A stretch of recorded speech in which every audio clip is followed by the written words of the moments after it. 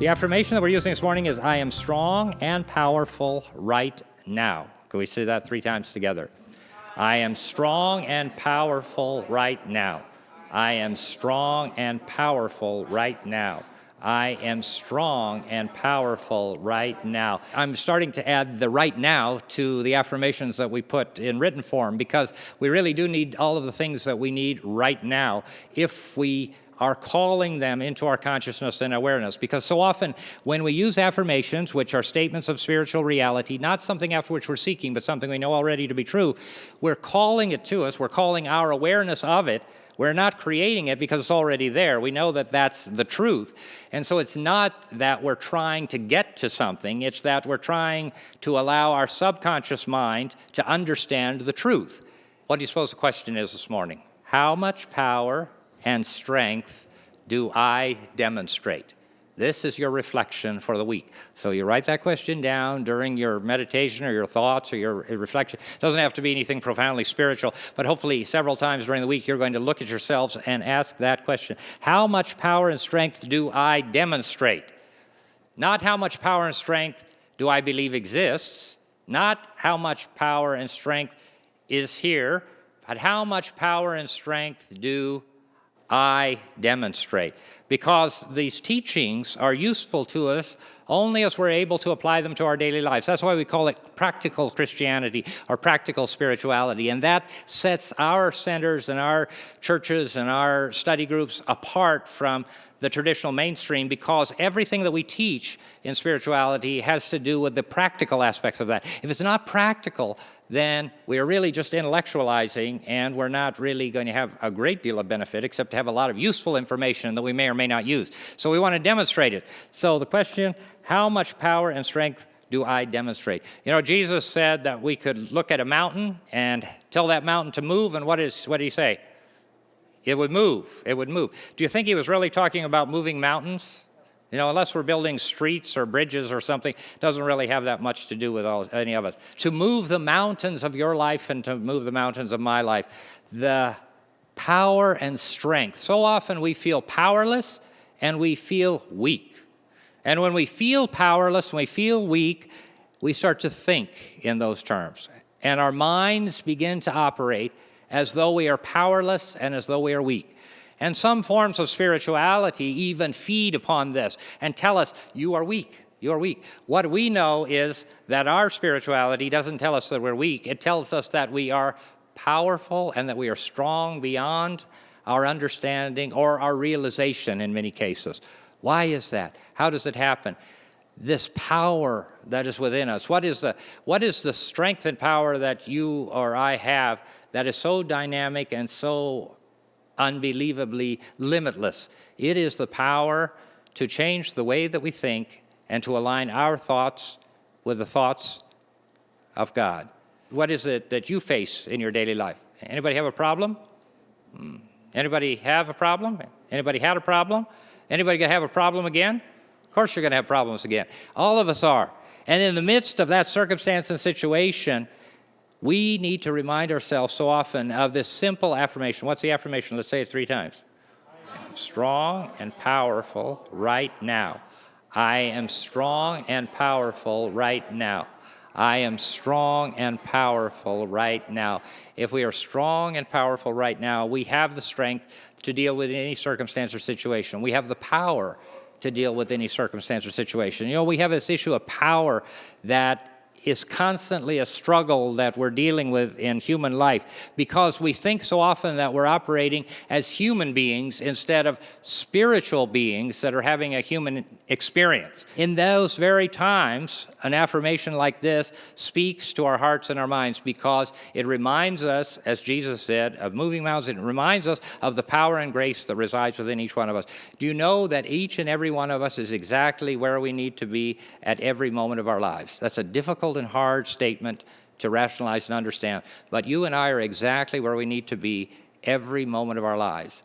And most of us are where we need to be often because we allow ourselves not to see the truth, but to see the circumstances and situations that are around us. And we begin to look at the circumstances and situations around us, and when we do, we think that we don't have any power over that. We don't have any power over those circumstances. We don't have any strength to deal with that. So many people, especially spiritual people, will say, when they have a difficult situation or an awful thing that happens in their life, how did this happen? Because I always do this or that. How did this happen? How did I get sick? How did this happen to me? Because we think if we just do certain things, if we just think certain ways, if we act certain ways, that all of our lives are going to just be on this perfect level plane without any kind of difficulty or challenge. But the reality is that it doesn't matter what happens out there. It doesn't matter what people say or do. It doesn't matter to us as much as what's going on inside us. What did Jesus say about the kingdom? Where is it? Inside.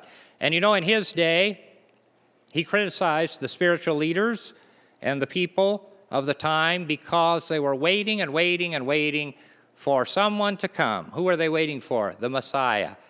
And they wanted the Messiah to come. And what was the Messiah to do? He was to be a victorious king who was going to restore Israel to its rightful place, and Israel, and he would be able to punish all of the enemies. But the reality is that all of this is happening out here.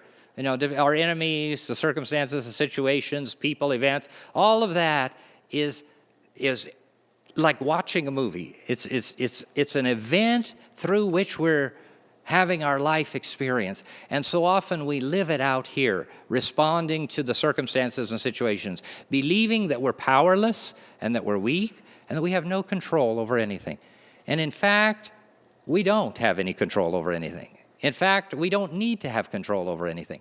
What we do need is to allow ourselves to understand and realize the power and grace of God that's operating always and everywhere. And that power and grace operates always and everywhere because, again, what sets us apart in our spirituality and in our faith? What is New Thought about? It is premised on laws that operate irregardless of people, circumstances, or situations. That this entire universe, just like the world of science and the material world, operates according to laws. And those laws have nothing to do with how people handle them, how people abuse them, whether they accept them or whether they don't. They operate. It operates constantly and everywhere. It operates under the surface of all of the things that we see and we experience. All the confusion, all of the belief of powerlessness, all of the lack of strength, all of the things that we see up here. The reality and truth is that we are children of God, created in the likeness and image of that Creator, and that creative power, love, and light and grace is constantly here, sustaining us and guiding us in every way. And if we could just but see that, we understand that there is no need to control. We're out of control. We're not out of control. We are given to the control of the presence and the power. And when we are given to the control of the presence and power of God, then we allow that presence and power to operate. In the major events in my life, I operate in the same way. All I have to do is get out of the way. I don't have to make a decision. I don't have to control it. I don't have to change people. I don't have to do those things. We do them in little ways, but what we need is the understanding and the realization, as Mary Baker Eddy taught us so eloquently, the founders of Christian Science, to see beyond the appearances, to see what is real and what is true. What is real and what is true is goodness and grace and strength. What is true is the good grace and love of Almighty God, and the fact that the will of God is constant and never changes. The will of God is for good and only good. So many people say it's the will of God that this happened or that happened. It has nothing to do with the will of God. The will of God was constant through that event, through that circumstance and situation. And if we trust that and allow that reality to come forth in our life, we see it in healing. We see it in our physical bodies. If you just get out of the way and we begin to operate in that way, one of the things that we know is that our thoughts in mind create after their kind. Thoughts in mind create after their kind. And so the way that you think will continue to ebb and flow and multiply and grow in your life in so many, many ways.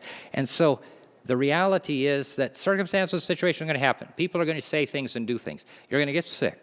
You're going to have financial difficulties. You're going to have all of these things that happen in your life. This issue that we put so much of our lives into our relationships and into our jobs. And so our jobs and our relationships are the big thing that we hang on to that gives us identity and strength. and gives us purpose and gives us meaning.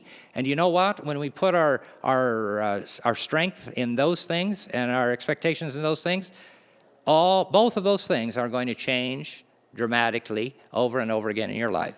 Do you know what? No matter what job you have, you're going to lose it. Whether you quit, whether they fire you, or you drop dead at your desk, you're gone. That's going to happen. And relationships are going to change. Always they do. Just like relationships with children change. You know, you have a child and it's a beautiful baby and it grows up. And then as that child grows up, what does that happen? The baby needs to go. So that reality is that all things are changing. Everything's changing and moving in our lives. And that's just the wonderful and magnificent truth of life. And as we move and as we change and as we demonstrate the principles that we talk about, then we are able to allow ourselves to see how powerful we are and how strong we are, how very, very strong we are in the face of every circumstance and situation. When there isn't enough money, we can be strong and we can have power over the situation. What's the power that we have over the situation when you look at your finances and there isn't enough money?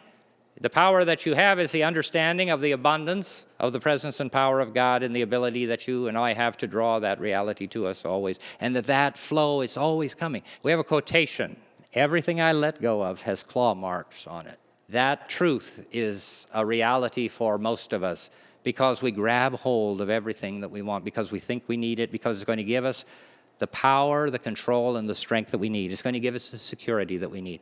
You know, what we find is that we are freest when we are totally insecure, when we let go of the need to be secure.